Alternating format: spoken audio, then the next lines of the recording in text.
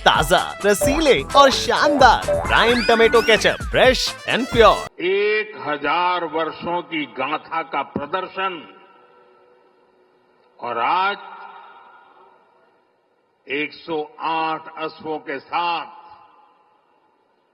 मंदिर तक शौर्य यात्रा, मंत्रों और भजनों की अद्भुत प्रस्तुति, सब कुछ मंत्र मुग्ध कर देने वाला है। इस अनुभूति को शब्द अभिव्यक्त नहीं कर सकते। इसे केवल समय ही संकलित कर सकता है। इस आयोजन में गर्व है, गरिमा है, गौरव है और इसमें गरिमा का ज्ञान भी है। इसमें है वैभव की विरासत, इसमें है आध्यात्म की अनुभूति, अनुभव है, आनंद है, आत्मीयता है और सबसे बढ़कर देवाधिदेव महादेव का आशीर्वाद है। आइए मेरे साथ बोलिए, नमः पार्वती पतये हर हर महादेव।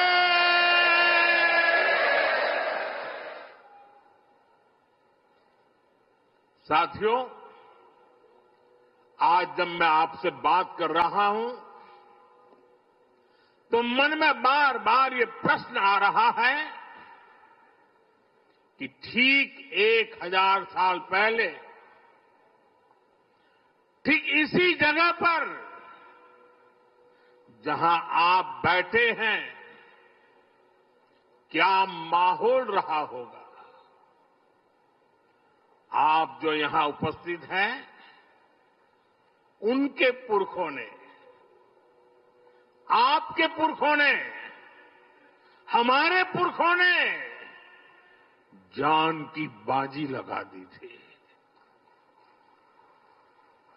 अपनी आस्था के लिए,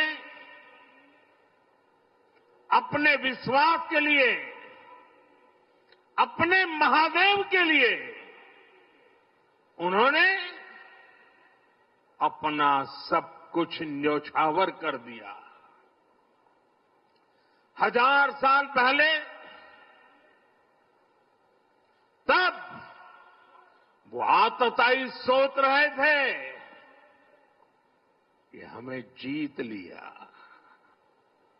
लेकिन आज 1000 साल बाद भी सोमनाथ महादेव के मंदिर पर फहरा रही ध्वजा पूरी सृष्टि का आह्वान कर रही है कि हिंदुस्तान की शक्ति क्या है, उसका सामर्थ्य क्या है। प्रभास पाटन तीर की इस मिट्टी का कण कण शौर्य, पराक्रम और वीरता का साक्षी है।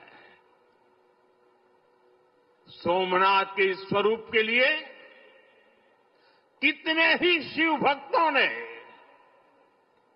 संस्कृति के उपासकों ने, संस्कृति के ध्वज धारकों ने अपने प्राणों की आहुति दी है।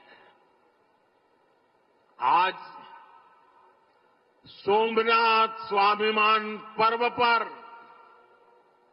सबसे पहले मैं हर उस वीर वीरांगना को नमन करता हूं जिसने सोमनाथ की रक्षा को, मंदिर के पुनर्निर्माण को अपना जीवन ध्येय बनाया। अपना सब कुछ देवाधिदेव महादेव को अर्पण कर दिया। भाइयों बहनों, प्रभास पाटन का एक क्षेत्र भगवान शिव का अपना क्षेत्र तो है। इसकी पवित्रता भगवान श्री कृष्ण से भी जुड़ी है। महाभारत काल में पांडवों ने भी इस तीर्थ में तपस्या की थी। इसलिए ये अवसर भारत के अनगिनत आयामों को नमन करने का भी अवसर है। ये भी एक सुखद संयोग है कि आज जब सोमनाथ मंदिर के इस स्वाभिमान यात्रा के 1000 साल पूरे हो रहे हैं, तो साथ ही 1951 में हुए इसके पुनर्निर्माण के 75 साल भी पूरे हो रहे हैं। मैं दुनिया भर के करोड़ों श्रद्धालुओं को सोमनाथ स्वाभिमान पर्व की शुभकामनाएं देता हूं।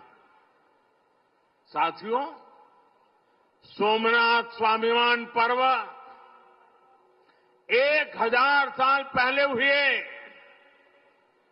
विध्वंस के स्मरण के लिए नहीं, ये पर्व 1000 साल की यात्रा का पर्व है। साथ ही ये हमारे भारत के अस्तित्व और अभिमान का पर्व है, क्योंकि हमें हर कदम पर, हर मुकाम पर सोमनाथ और भारत में अनोखी समानताएं दिखती है। जैसे सोमनाथ को नष्ट करने के एक नहीं अनेकों प्रयास हुए, दुष्प्रयास हुए, उसी तरह विदेशी आक्रांताओं द्वारा कई सदियों तक भारत को खत्म करने की लगातार कोशिशें होती रही, लेकिन न सोमनाथ नष्ट हुआ और न ही भारत नष्ट हुआ। क्योंकि भारत और भारत की आस्था के केंद्र एक दूसरे में समाये हुए हैं। साथियों, आप उस इतिहास के बारे में कल्पना करिए। आज से 1000 साल पहले सन 1026 में सबसे पहले गजनी ने सोमनाथ मंदिर को तोड़ा। उसे लगा उसने सोमनाथ का वजूद मिटा दिया, लेकिन कुछ वर्षों के भीतर भीतर सोमनाथ का पुनर्निर्माण हो चुका था। 12वीं शताब्दी में राजा कुमारपाल ने मंदिर का भव्य जीर्णोद्धार करा दिया था, लेकिन 13वीं शताब्दी के अंत में अलाउद्दीन खिलजी ने सोमनाथ पर फिर आक्रमण का दुस्साहस कर दिया। कहते हैं जालोर के रावल ने खिमजी सेनाओं से जमकर लोहा लिया। इसके बाद 14वीं शताब्दी की शुरुआत में जूनागढ़ के राजा द्वारा फिर से सोमनाथ की प्रतिष्ठा संपन्न कर दी गई। 14वीं शताब्दी के आखिरी वर्षों में मुजफ्फर खान ने सोमनाथ पर फिर हमला किया। वो हमला भी नाकाम रहा। 15वीं शताब्दी में सुल्तान अहमद शाह ने सोमनाथ मंदिर को दूषित करने की कोशिश की और इसी शताब्दी में उसे उसके पोते सुल्तान महमूद बेगड़ा ने सोमनाथ पर आक्रमण कर मंदिर को मस्जिद बनाने की कोशिश की। लेकिन महादेव के भक्तों के प्रयासों से मंदिर पुनः जीवंत हो उठा। 17वीं 18वीं शताब्दी में औरंगजेब का दौर आया। उसने सोमनाथ मंदिर को अपवित्र किया।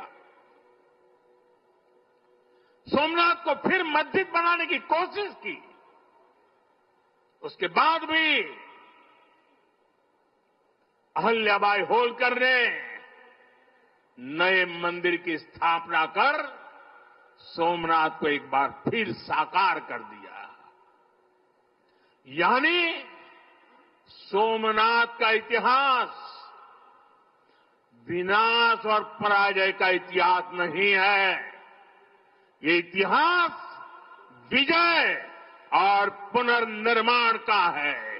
हमारे पूर्वजों के पराक्रम का है। हमारे पूर्वजों के त्याग और बलिदान का है। आतताई आते रहे।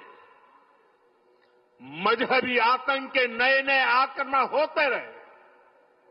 लेकिन हर युग में सोमनाथ पुनः पुनः स्थापित होता रहा। इतनी सदियों तक का संघर्ष, इतना लंबा प्रतिकार, इतना महान धैर्य, सृजन और पुनर्निर्माण का ऐसा जीवन, ये सामर्थ्य अपनी संस्कृति में ऐसा विश्वास और ऐसी आस्था दुनिया के इतिहास में ऐसा उदाहरण मिलना मुश्किल है।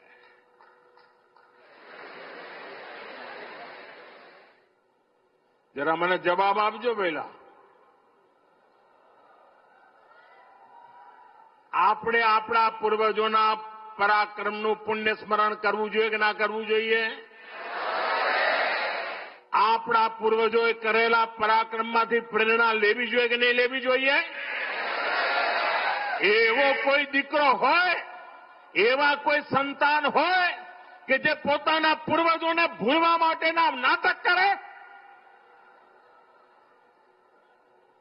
भाइयों बहनों, जब गजनी से लेकर औरंगजेब तक तमाम आक्रांता सोमनाथ पर हमला कर रहे थे तो उन्हें लग रहा था कि उनकी तलवार सनातन सोमनाथ को जीत रही है। वो मजहबी कट्टरपंथी ये नहीं समझ पाए कि जिस सोमनाथ को वो नष्ट करना चाहते हैं उनके नाम में ही सोम अर्थात अमृत जुड़ा हुआ है।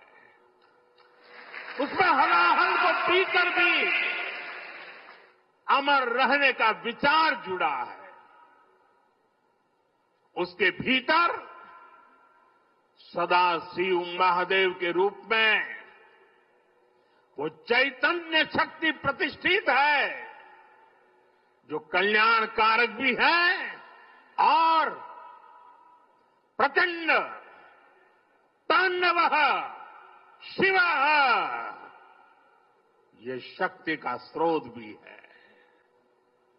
भाइयों बहनों, सोमनाथ में विराजमान महादेव, उनका एक नाम मृत्युंजय भी है। मृत्युंजय जिसने मृत्यु को जीत लिया हो, जो स्वयं काल स्वरूप है। यतो जायते पाल्यते येन विश्वम तमीस भजे लियते यत्र विश्वम। अर्थात ये सृष्टि उन्हीं से उत्पन्न होती है उन्हीं में लय हो जाती है। हम मानते हैं त्वमेको जगत व्यापको विश्व रूप, यानी शिव पूरे जगत में व्याप्त है। अच्छे टमाटर होंगे पार, दागदार हो गए बाहर, ज्यादा पकने वालों की हो गई हार। ताजा रसीले प्राइम का दावेदार, prime tomato ketchup, fresh and pure.